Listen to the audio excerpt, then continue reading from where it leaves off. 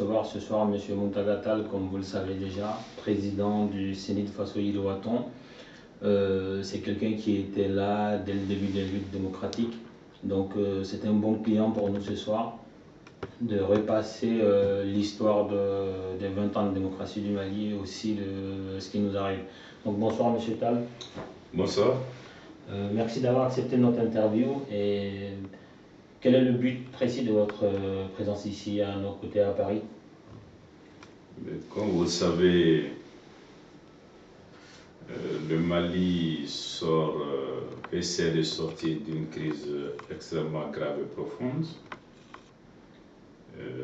L'élection présidentielle est considérée comme un des éléments de sortie de crise.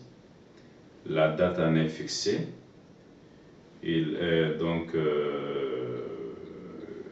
normal que les candidats puissent discuter ou rediscuter avec l'ensemble des Maliens, y compris ceux de l'extérieur. Je suis ici pour discuter avec les Maliens résidant en France et pour également passer en revue les troupes du CENID en France. Très bien. Donc, vous avez pu rencontrer les membres et les sympathisants de votre parti comme prévu? Oui.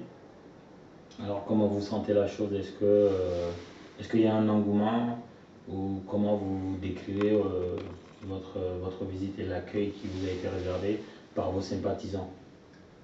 Beaucoup d'engouement et de détermination.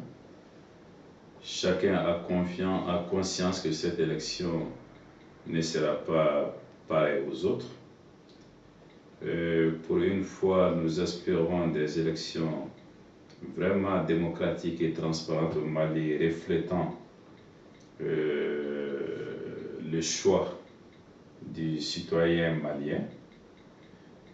Vous savez, cette fois-ci, il y aura, en plus des organes internes maliens, l'Union africaine, l'Union européenne, les Nations unies et d'autres parties, la francophonie, pour superviser et nous accompagner pour l'organisation de ces élections. Très bien, donc ça veut dire que vous avez confiance en l'organisation de ces élections? Cela veut dire que nous allons nous impliquer le plus fortement possible de façon à ce que l'organisation soit la meilleure possible. Mais est-ce qu'aujourd'hui, à l'état actuel des préparatifs de ces élections, est-ce que vous estimez qu'elles sont crédibles? Est-ce qu'on pourrait aller vers des élections aussi bien populaires, pour emprunter le mot du ministre de la Communication, Mangada Mele, que j'ai eu la semaine dernière? Est-ce que tout est fait pour qu'on aille vers des élections populaires, crédibles, de sorte qu'il se dégage un président qui nous représente le mieux et qui peut porter le fardeau qui est le nôtre pour les années à venir? Une chose est certaine, c'est que le futur président de la République du Mali, quel qu'il soit, aura besoin d'une très forte légitimité pour mener à bien les tâches extrêmement difficiles qui l'attendent. Vous savez, la réconciliation n'est pas une chose aisée et apprendre à vivre ensemble non plus.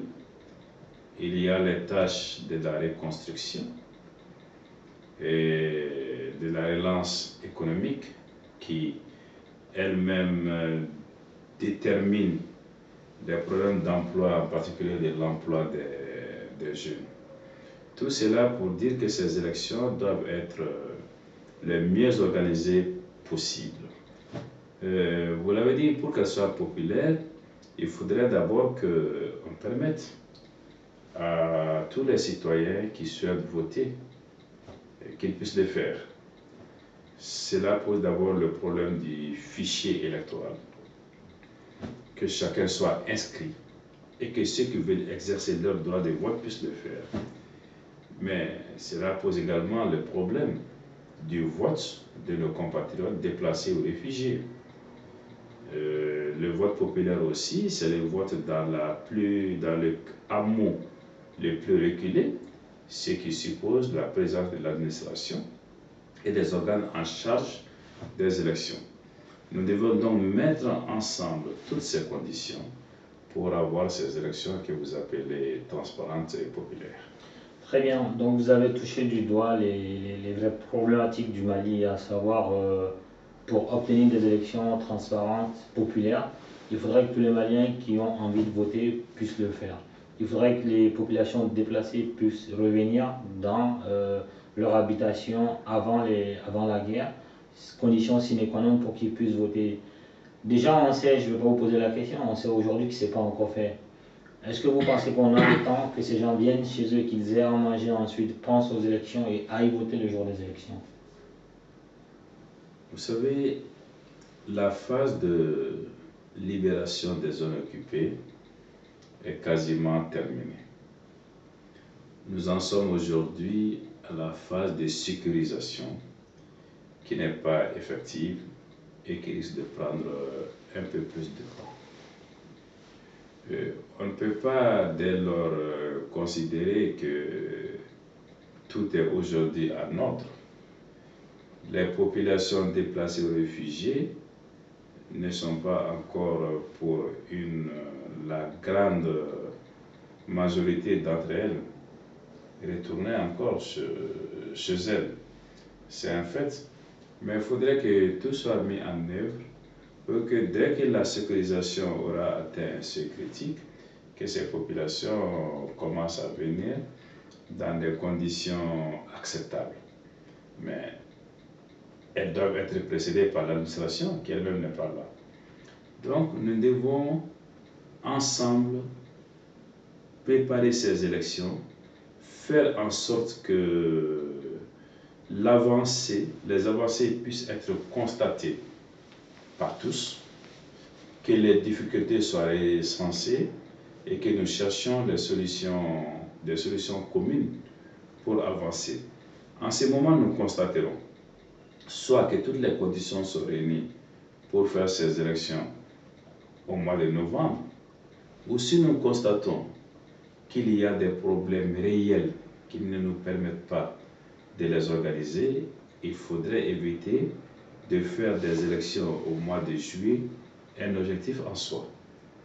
Je dis que je préfère des élections reportées de quelques jours, de quelques semaines, voire de quelques mois, à des contestations post-électorales et à la répétition au Mali de ce que la Côte d'Ivoire a connu ces 10 dernières années. Très bien, donc ça veut dire que si vous avancez sur ce terrain, ça suppose que vous êtes quand même un acteur avisé de la scène politique malienne. Donc quelque part, vous avez vu quelque chose qui vous dit qu'au mois de juillet, on ne sera pas prêt. Parce que vous énumérez le fait que l'administration n'est pas encore dans des endroits abandonnés. Et donc il faudrait que l'administration soit là, fasse venir les populations déplacées, les recense, les fasse entrer dans le processus électoral et les incite à aller voter parce qu'on a besoin d'élections légitimes qui parlent de légitimité, parlent d'adhésion publique. Donc tout ceci n'est pas encore en marche. Et vous savez que même en temps de paix, je répète toujours, il faut beaucoup de temps pour organiser une élection en termes de logistique et en termes financiers. Nul ne doute que le volet financier il sera peut-être réglé parce que l'Occident va aider le Mali. Mais l'aspect logistique, même en temps de paix, en 3 mois, on ne pourrait pas. Donc, M. Tal, est-ce que ce soir, vous pouvez nous dire que vous faites partie de ceux qui souhaitent qu'on reporte les élections pour être prêts et pour pouvoir éviter une crise post-électorale? Moi, je suis de ceux qui pensent que le ministère de l'administration territoriale, la délégation générale aux élections, la CENI, le gouvernement du Mali, les partis politiques, les candidats, la société civile doivent s'impliquer le plus fortement possible pour faire en sorte que l'échéance du mois de juillet soit tenue. Mais si nous observons ensemble, nous faisons le constat ensemble que cette échéance ne peut être tenue, nous devons avoir le courage ensemble de dire que mieux vaut faire des élections 3 mois plus tard que de faire des mauvaises élections avec des contestations post-électorales. Mais voilà ma position. Mais vous, à titre personnel, moi c'est ce que je veux savoir. Parce que là, en fait, Vous dites qu'on devrait se mettre autour d'une table pour décider. Non, pour travailler. Oui, pour travailler. Nous devons travailler pour tenir la date du mois de juillet. Mais si nous constatons qu'il y a des difficultés que nous ne pouvons pas surmonter pour cette date, ne faisons pas la politique de l'autruche. Tirons-en les conséquences. Ma question, pour résumer ce volet-là une bonne fois pour toutes. Monsieur Tal, est-ce que vous estimez que en juillet, comme l'a prévu Monsieur Dioncounda Traoré, est-ce qu'on pourra aller aux élections dans les conditions idoines afin de sortir avec un président légitime? Je réponds que c'est l'objectif que nous devrons nous fixer. Très bien, on va passer à une autre question. Donc vous étiez là depuis le début du processus démocratique au Mali. Donc le CENID Faso Yewwi Watan fait partie des tout premiers partis politiques issus des combats démocratiques, avec à vos côtés des gens comme Alpha Konaré, des gens comme Feu Thiebilé Konaté. Et donc depuis très longtemps, vous avez été considéré comme un espoir. Est-ce que vous estimez toujours aujourd'hui que vous êtes encore un espoir dans la politique malienne pour avoir des chances d'accéder à Koulouba aujourd'hui? Bon, je ne peux pas m'auto-proclamer espoir de quoi que ce soit. Ceux qui observent, ceux qui participent, ceux qui doivent choisir, doivent pouvoir dire qui représente un espoir et qui ne représente aucun espoir. Ce que je puis dire, c'est que c'est avec beaucoup de conviction et de détermination que j'ai consacré les plus belles années de ma vie à l'instauration et à l'approfondissement de la démocratie au Mali.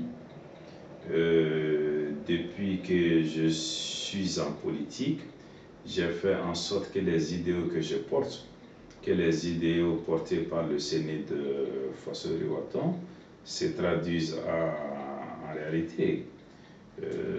Ma conviction la plus intime est que nous devons travailler pour assurer la relève.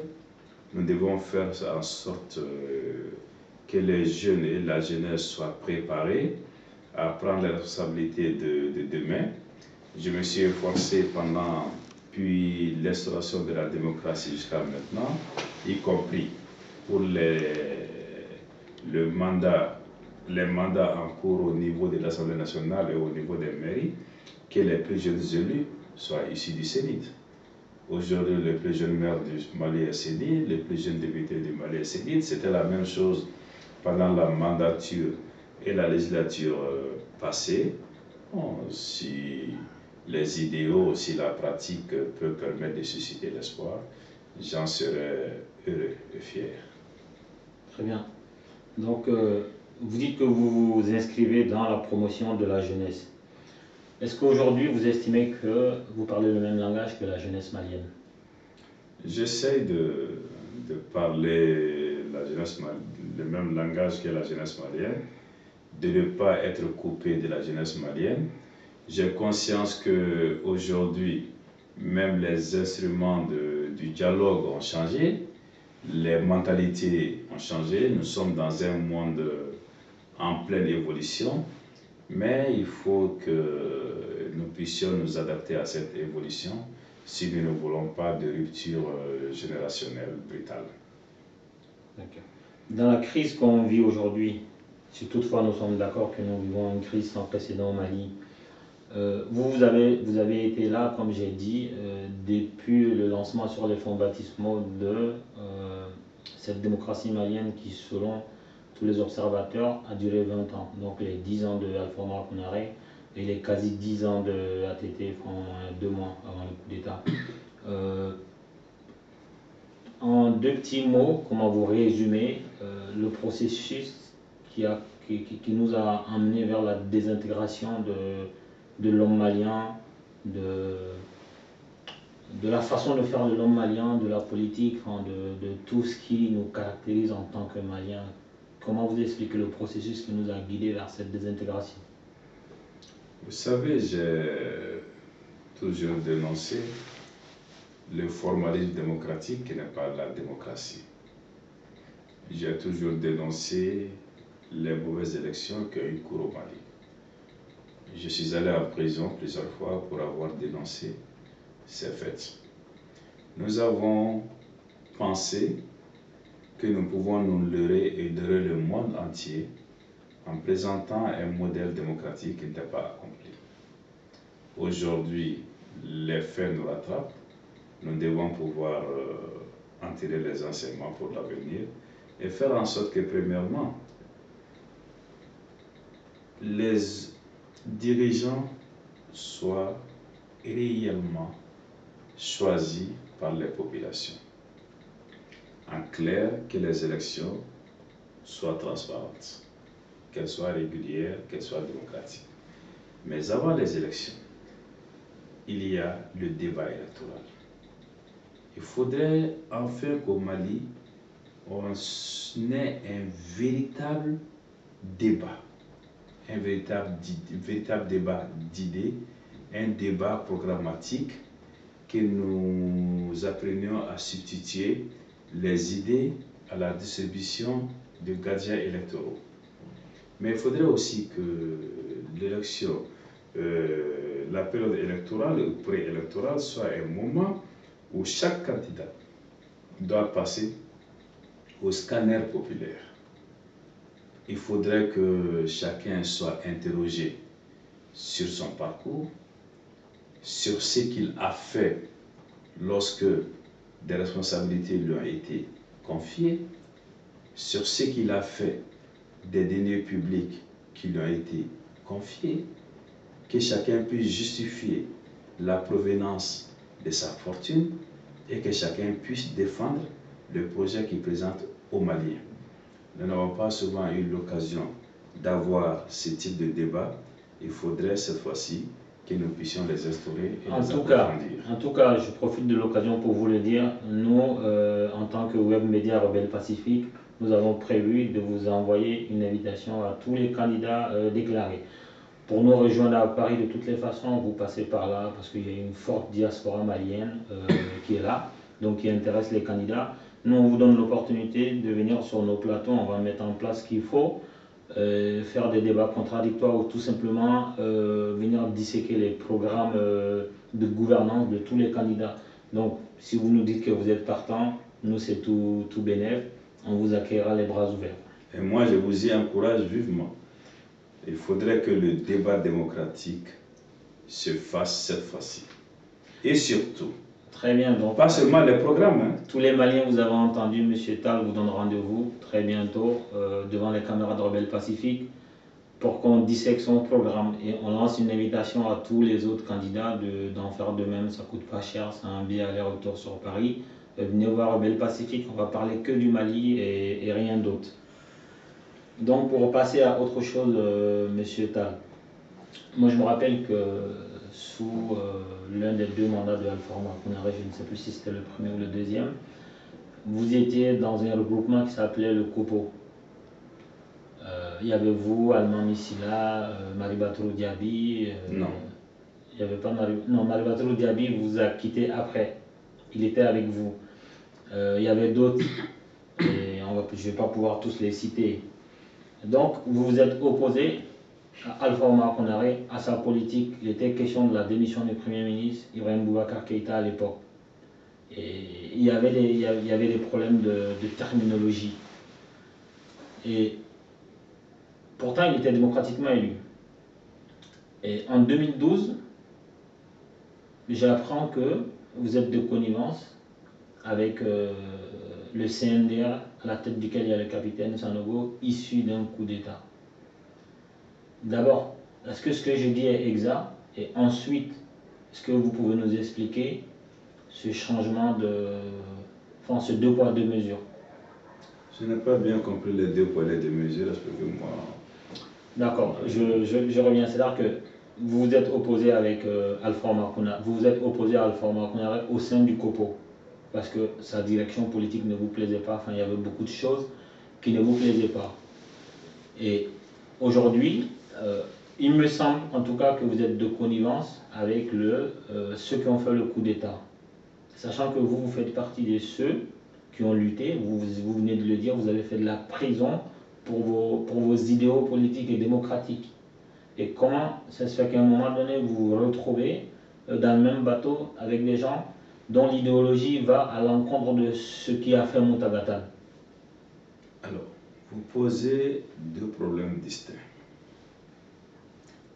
En 1992, j'étais candidat à l'élection présidentielle. Lorsque le résultat a été proclamé, j'ai très clairement dit qu'on m'avait arraché une partie de ma victoire, que j'étais éligible au second tour, mais que pour la paix et la stabilité au Mali, que j'acceptais les résultats proclamés et que j'allais situer toutes mes actions dans les cadres des institutions. Ce que j'ai fait pendant 5 années en tant que leader de l'opposition parlementaire. Pendant ces 5 années, j'ai fait le maximum pour apporter ma part à la consolidation de la démocratie au Mali. Je vous rappelle que la première motion de censure jamais posée au Mali, la première question orale posée à un gouvernement, la première question écrite posée à un gouvernement, la première proposition de loi déposée par un député, tout cela c'était mon travail à l'Assemblée nationale. Et j'ai fait ce que je croyais être utile sans être au pouvoir. En 1997, quand il a fallu renouveler les mandats, j'ai attiré l'attention du président de la République de l'époque et du peuple malien sur l'inorganisation ou la mauvaise organisation des élections. J'ai fait encore une motion de censure qui ne pouvait pas passer, bien évidemment, ce n'était pas l'objet. Mais le message a été très bien compris. Et 48 heures sont après, le président de la République a dissous l'Assemblée nationale pour essayer de précipiter le processus électoral. Lorsque les premiers résultats des législatives ont été proclamés, nous avons saisi la Cour constitutionnelle qui n'avait pas d'option, qui a donc annulé l'ensemble des résultats sur l'ensemble du territoire malien pour des raisons fondamentales, fraude massive et absence de liste électorale. 40 jours après, le pouvoir a voulu nous amener à des élections présidentielles. Nous avons dit comment faire des élections sans liste électorale. Et c'est là qu'il y a eu toute cette violente répression qui a conduit à la proclamation, nouvelle proclamation d'Alpha Omar Konaré comme président de la République du Mali, avec comme compétiteur Feu Maribatrou Diaby, que Dieu est son homme. C'est ce que nous avons dénoncé dans le cadre du COPO. Et on ne peut pas considérer, nous, que 97, qu'on puisse dire qu'il y a eu des élections démocratiques et un président démocratiquement élu. Là, c'est le premier aspect de votre question. Le second aspect, je ne voudrais pas à ce stade dire que je suis de connivence ou que je ne suis pas de connivence avec XY. Je voudrais vous dire, vous vous fondez sur quoi pour dire que je suis de connivence ou que je ne suis pas de connivence? J'ai bien dit, vous savez qu'il y a... Enfin, moi, j'analyse la vie politique malienne. Ceux qui le disent se sont fondés sur quoi? En même vous temps, savez, je vais être le plus transparent avec vous, je me suis engagé. Lorsqu'il y a eu les événements du 22 mars 2012, dès le 24, c'est-à-dire le surlendemain, le Sénat a publié une déclaration dans laquelle nous avons dit essentiellement 4 ou 5 choses. 1. Nous avons une opposition de principe à toute prise de pouvoir par la force. Nous pensons qu'en démocratie, ce n'est pas les urnes que l'on accède au pouvoir. Nous avons demandé, nous étions les seuls à le faire ce jour-là, que la vie, l'intégrité physique du président déchu celle de sa famille et de ses collaborateurs soit préservée.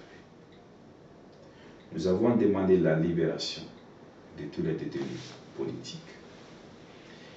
Nous avons dit qu'il fallait immédiatement créer un cadre de concertation entre les Maliens que nous puissions nous retrouver très vite pour gérer la nouvelle situation qui avait été ainsi créée. Moi, je ne vois pas ce qu'on peut reprocher à cette prise de position qui finalement a été celle préconisée par tous. La seconde chose sur laquelle on a beaucoup glosé, c'est que on a vu la totale à Kati. Quand on a fini de dire ça, j'ai rappelé à ceux qui le disaient qu'il n'y a pas un seul leader qui n'a pas été vu à Kati. Pour ma part, je serai à Kati et tous les autres leaders seront à Kati. Quelqu'un qui se croyait plus malin que les autres a dit « Mais vous avez été le premier reçu ». J'ai dit « D'accord, donnez-moi une bonne raison pour que je sois le dernier reçu ». Je ne sais pas.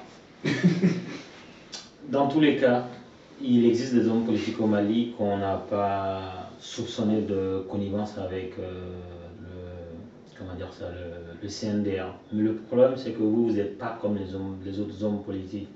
La plupart des hommes politiques, en dehors de Alpha Makounari, des gars qui ne concourent pas, il n'y a aucun homme politique aujourd'hui au Mali qui a vécu son émergence avant vous. C'est-à-dire que vous faites partie de ceux qui ont emmené le Mali sur la voie de la pluralité. Je sais que vous avez eu des problèmes avec l'ancien chef d'État Moussa Traoré. Vous vous êtes battu sur Moussa Traoré. Il fallait être soit fou, soit masochiste. Lequel vous étiez? Ni fou ni maso. D'accord. Mais comment ça se fait que... J'étais attaché simplement aux valeurs démocratiques. Au pluralisme démocratique. Voilà. Donc vous comprenez que les gens qui vous tapent avec le bâton en disant que vous êtes allé à Kati, c'est un peu légitime quelque part. C'est-à-dire que vous vous êtes battu pour une démocratie et vous allez rendre visite à des gens qui ont détruit cette démocratie, même si elle était à parfaire. C'est un peu ça les gens. Est-ce que vous arrivez à les comprendre? Non, je n'arrive pas à les comprendre parce que ceux qui disent ça ne sont pas raisonnables. Expliquez-vous. Le pouvoir a changé de main. Les nouvelles autorités sont absolument obligées, en toutes circonstances, de discuter avec tous ceux qui comptent dans le pays. Et il en est ainsi au Mali, comme partout ailleurs. C'est pour cette raison que vous ne pourrez pas citer une seule personne qui compte au Mali, qui n'ait pas été conviée à Kati et qui ne soit allé discuter avec ceux qui détenaient le pouvoir ce jour-là. C'est comme cela que les choses fonctionnent. Si un seul n'avait pas été convié ou n'avait pas répondu à l'invitation, on aurait pu dire, ben voilà. Mais c'est comme ça que ça fonctionne. C'est peut-être comme ça que ça fonctionne, mais moi je pense que vous avez pu dire non. Moi, le sort du Mali, si on doit le discuter sur la planète Mars, j'y vais. Si on doit la discuter sur la mer Morte, j'y vais. Partout, il faut parler du sort du Mali. Si Muntagatan est convié, il y va avec ses idées, ses convictions, ses points de vue. Très bien. Et je ne suis pas le seul à avoir cette démarche. Tous ceux qui aiment le Mali doivent être disposés à aller parler du Mali partout où il faut. C'est une bonne réponse. Ce qui m'amène à vous poser la question suivante. Quels sont vos rapports aujourd'hui avec le chef de la junte, capitaine Sanogo?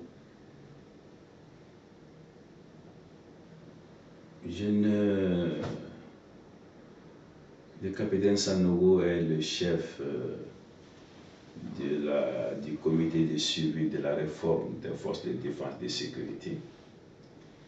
Il a un rôle à jouer dans ce cadre. Et si nous avons des relations aujourd'hui, elles ne peuvent se situer que dans ce cadre. Il a une éminente responsabilité pour l'organisation des forces de défense et de sécurité. Cette organisation m'intéresse au plus haut niveau parce que tout ce que nous avons connu aujourd'hui comme problème procède dans une large mesure de l'état de décomposition avancée des forces armées de sécurité et nos relations se situent dans ces cadres. Très bien.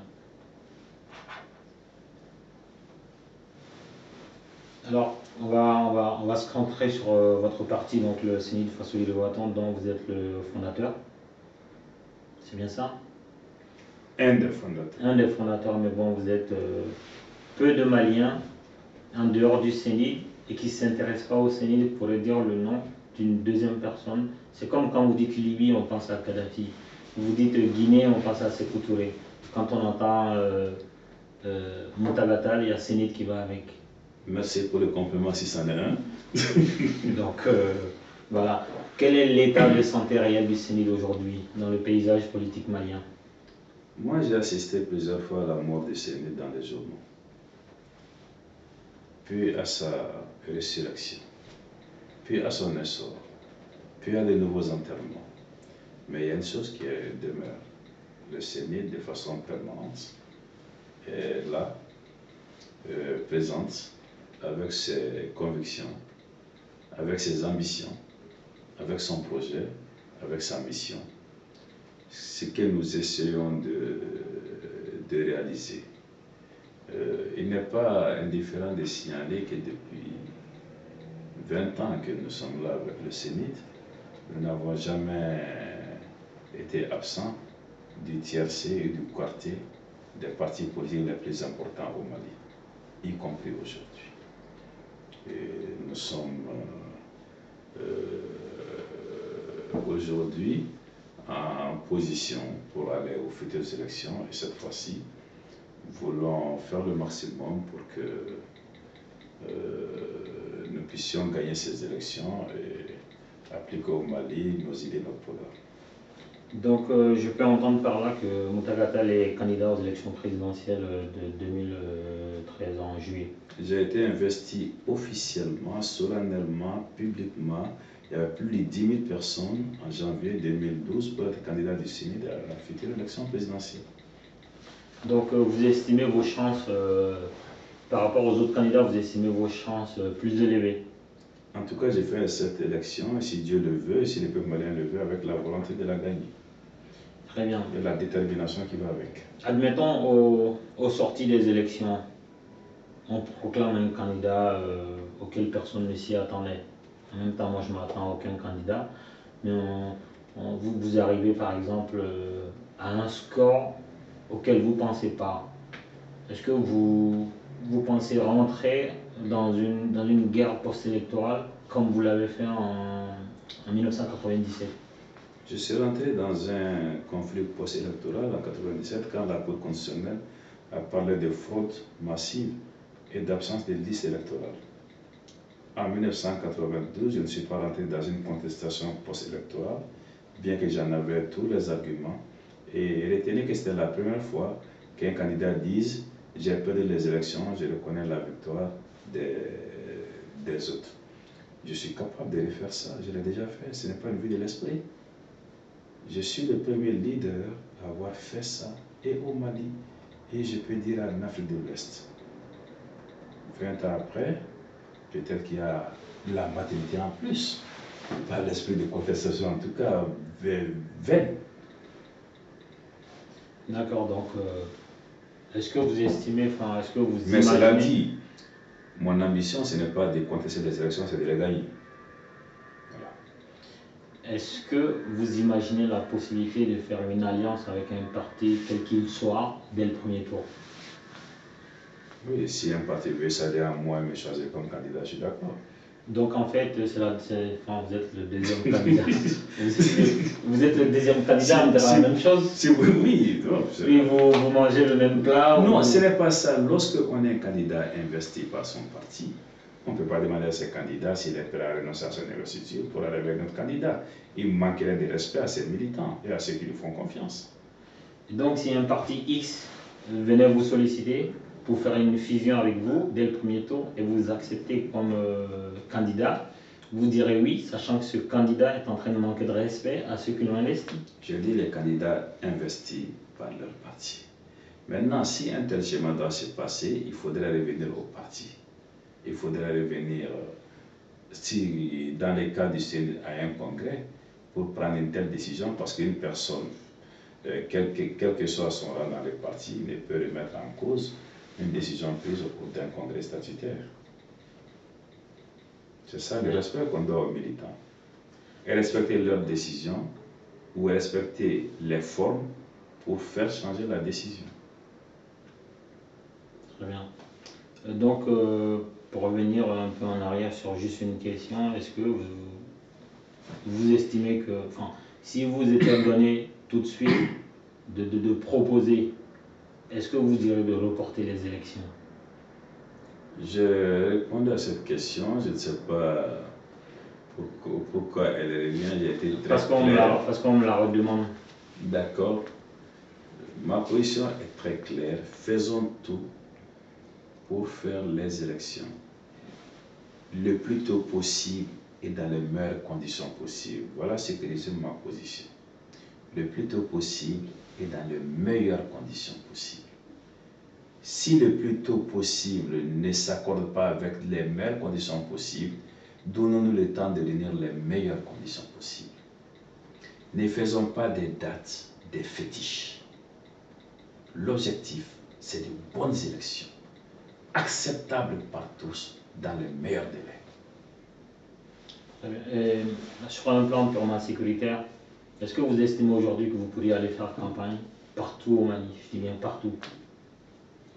Aujourd'hui, nul ne peut aller faire campagne partout parce qu'à certains endroits, il n'y a personne. Moi, je veux parler des endroits où il y a des gens. Est-ce que vous êtes sûr de pouvoir aller faire campagne à Kidal? Aujourd'hui, on ne peut pas faire campagne à Kidal parce que Kidal est dans une situation militaire qui ne s'accommode pas d'une campagne. N'oubliez pas d'ailleurs que nous sommes sous état d'urgence au Mali et que nulle part aujourd'hui, un responsable avisé et qui a le sens de sa responsabilité n'irait réunir des foules pour battre campagne. Ne serait-ce que par respect pour l'état d'urgence. Mais pour la sécurité des Maliennes et des Maliens. Et comment vous organisez, parce que vous avez fait plusieurs campagnes, vous, depuis 1992, aussi bien les campagnes présidentielles que législatives, parce que vous avez été député. Mais comment vous organisez tout ça, parce que vous avez connu une vie aujourd'hui, comment vous vivez cette nouvelle façon de faire campagne en état d'urgence? Non, c'est vrai que la campagne et l'état d'urgence ne font pas très bon ménage. Et c'est d'ailleurs une des interrogations aussi par rapport à la date retenue pour les élections. Alors, c'est une équation qui est posée et il faudrait y apporter éventuellement une réponse. Mais si les choses restent là, parce que c'est vers ça qu'on se dirige, hein, que le Mali ne sera pas sécurisé malheureusement avant les élections, pendant qu'on est en train d'installer des bureaux de vote, pendant qu'on est en train d'installer des commissions, il va y avoir des violences, il va y avoir des échanges de tirs. Donc, quel message? Parce que le message que vous allez véhiculer aujourd'hui est différent de ce que vous avez véhiculé dans les élections passées. La donne, elle a changé. Nous sommes en guerre, nous avons failli perdre plus de la moitié de notre territoire. Vous n'allez pas vous comporter devant votre électorat ou les gens que vous voulez convaincre de voter pour vous comme vous l'avez fait dans les années passées. Qu'est-ce qui va changer dans votre discours? Moi, j'ai un programme écrit qui est l'ossature de ma campagne. Depuis quelques mois, un élément nouveau est venu se greffer à ce que le Mali connaissait, l'occupation des régions nord, aujourd'hui leur libération et tous les problèmes de sécurité qui sont posés.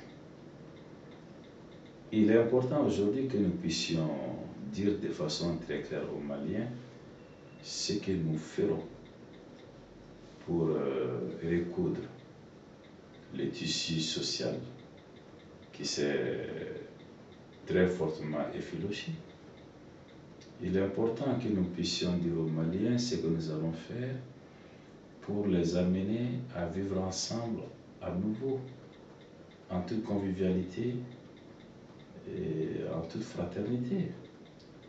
Il faudrait que nous puissions dire aux Maliens ce que nous entendons faire pour reconstruire ce pays dont l'économie aujourd'hui est à genoux.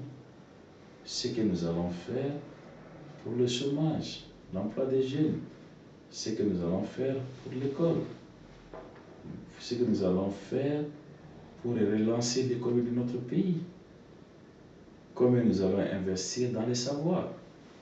Et vous le savez, moi je tiens à quelque chose d'extrêmement important.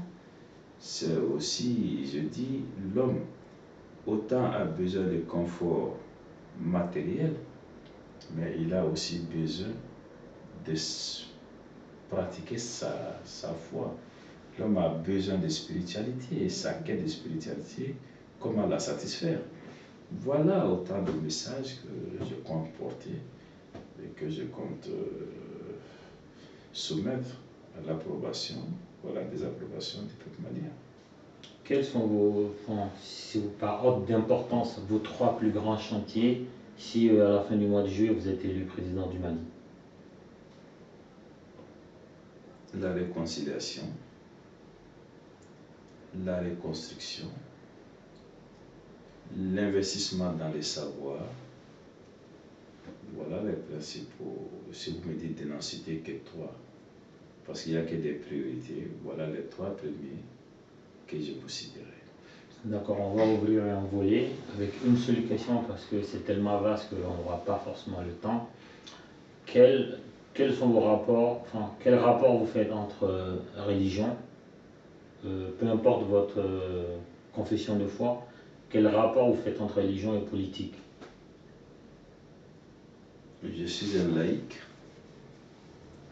mais je ne considère pas que la laïcité doit nous conduire à l'irreligiosité. La laïcité, ce n'est pas la négation des religions. La laïcité, ce n'est pas empêcher les gens d'avoir une foi. La laïcité, ce n'est pas l'opposition à la quête de la spiritualité.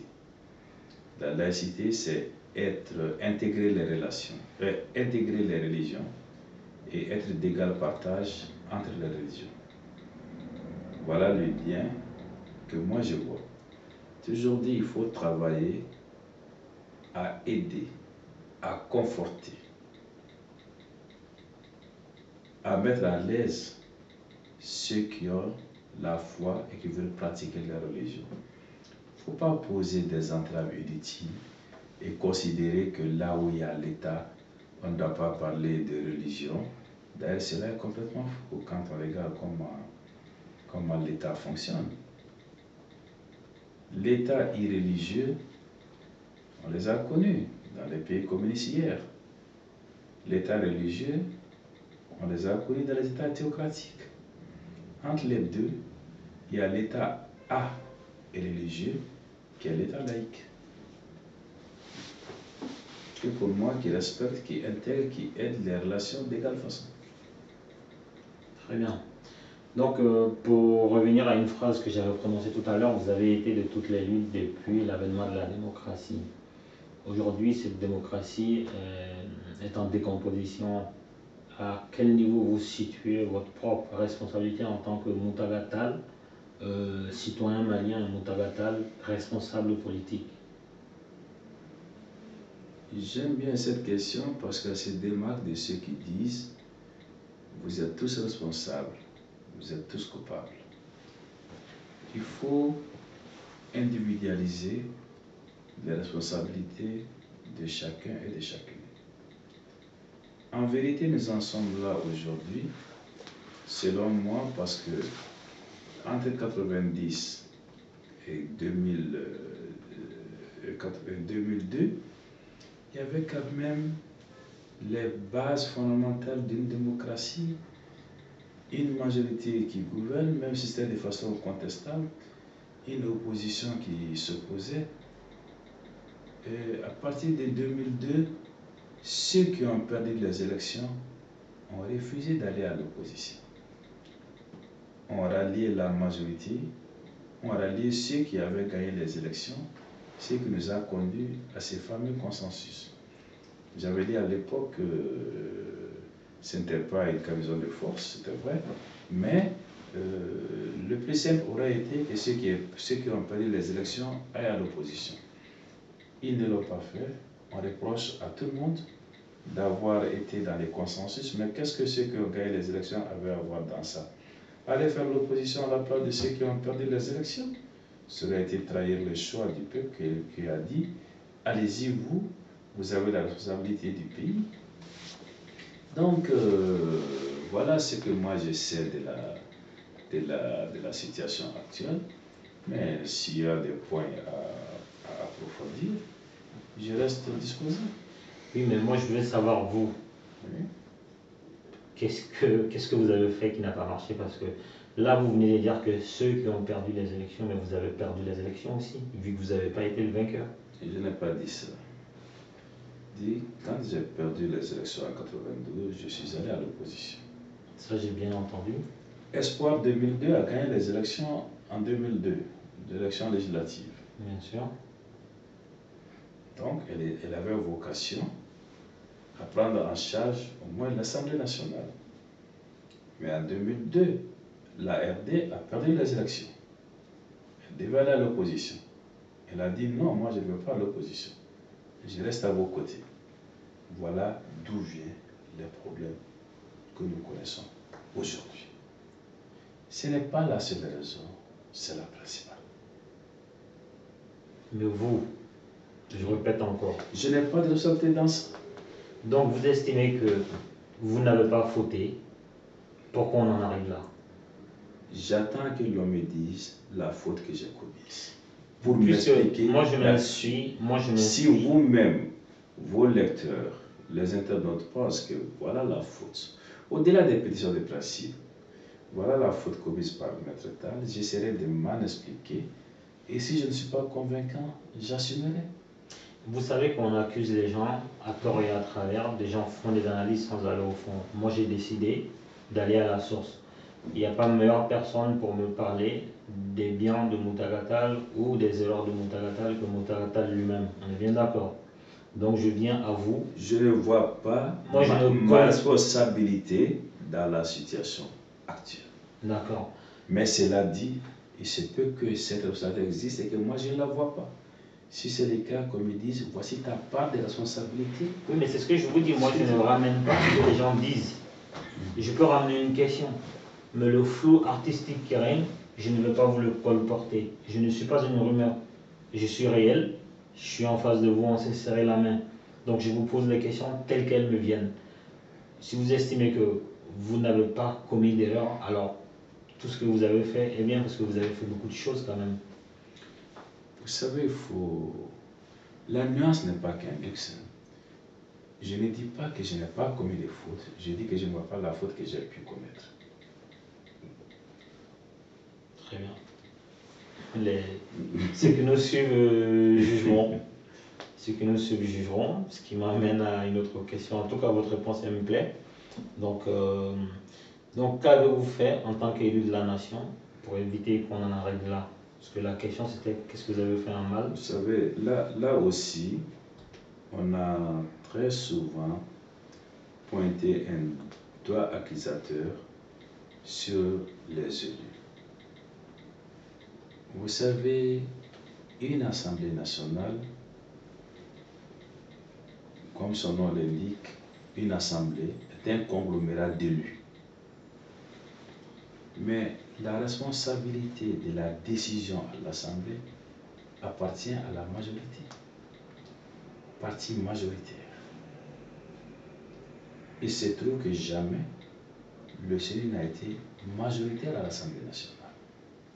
Donc nous n'avons jamais été en position de pouvoir en imposer aux autres, de pouvoir imposer notre point de vue ou de pouvoir refuser que le point de vue de l'autre ne passe. Quand il fallait intervenir, nous intervenions, mais n'a jamais été en position d'avoir le dernier mot. Même quand j'étais premier vice-président, je l'étais avec 11 députés sur 147. Ça ne me donnait pas la possibilité d'orienter les choses dans le sens que je voulais. C'est là aussi les malins ne le savent pas, parce qu'il faut que nous fassions preuve de pédagogie démocratique, afin que chacun sache exactement à quoi s'en est. Ça me va. Et vous arrive-t-il d'appeler ATT au téléphone ou de lui rendre visite au Sénégal? Je n'ai pas l'habitude de médiatiser les relations personnelles. Une bonne réponse. Mais on voulait juste savoir comment il va. Parce que c'est notre président quand même. Je ne suis pas le mieux placé pour le dire. Et que je vais le faire, je souhaite qu'il aille bien, très bien. C'est ce que je puis répondre. D'accord. Pour conclure, on va faire un jeu qui est tout nouveau. Vous êtes notre espèce de cobaye. Je vais vous dire des noms. Cobaye. Voilà, je vais vous dire des noms. Vous allez me dire bon ou pas bon, sans donner d'explication. C'est-à-dire que carton jaune ou carton rouge. Sans savoir les règles du jeu, je ne mettrai des jugements de valeur sur personne. Non, je vous explique les règles du jeu. Voilà, le but, c'est d'aller vraiment vite.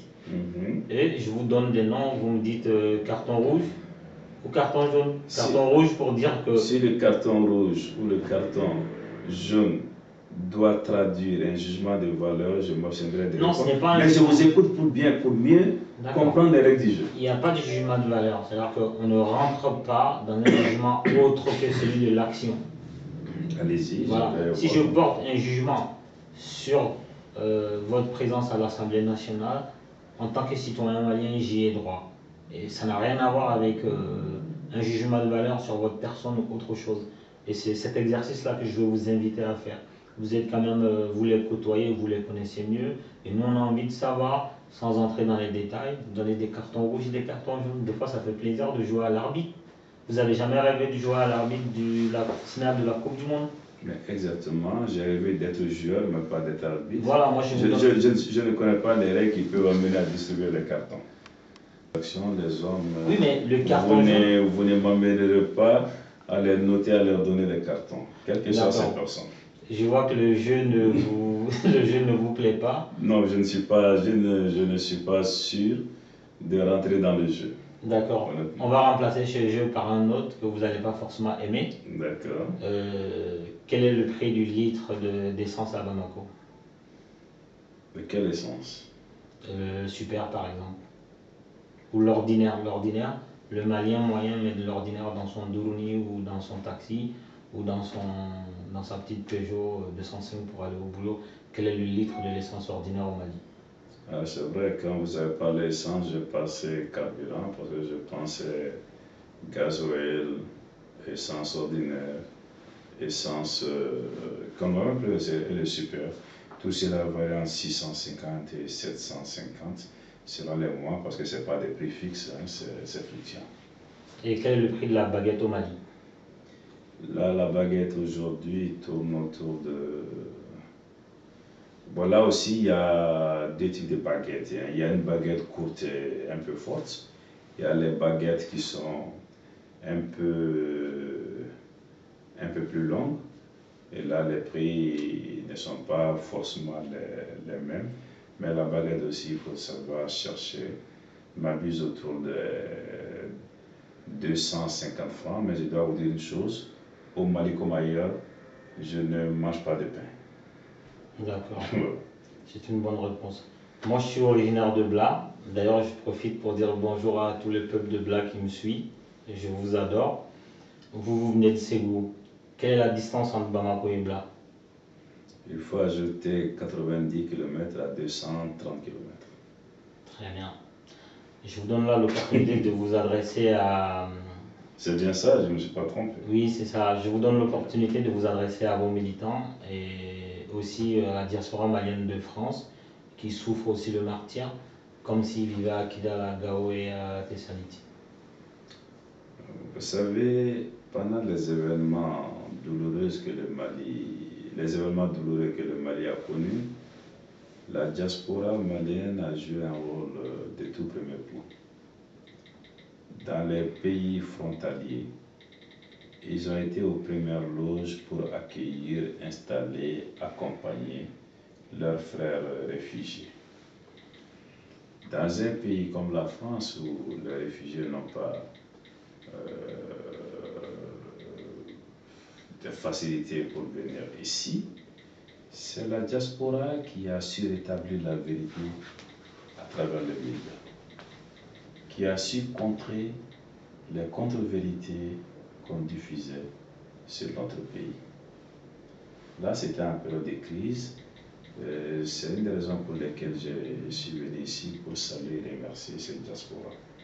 Mais de façon constante, ce qu'on avait dit toujours, mais il faut toujours le répéter, ce que la diaspora apporte au Mali est supérieur à l'aide publique au développement. Donc ce n'est pas indifférent. Cela veut dire que toutes ces femmes et ces peines ces femmes qui peinent, qui triment sous la neige, sous le soleil, dans des conditions quelquefois infrahumaines, pensent à leur pays. Et quelquefois, ils sont les vrais acteurs de développement dans les zones les plus difficiles, les zones les plus reculées.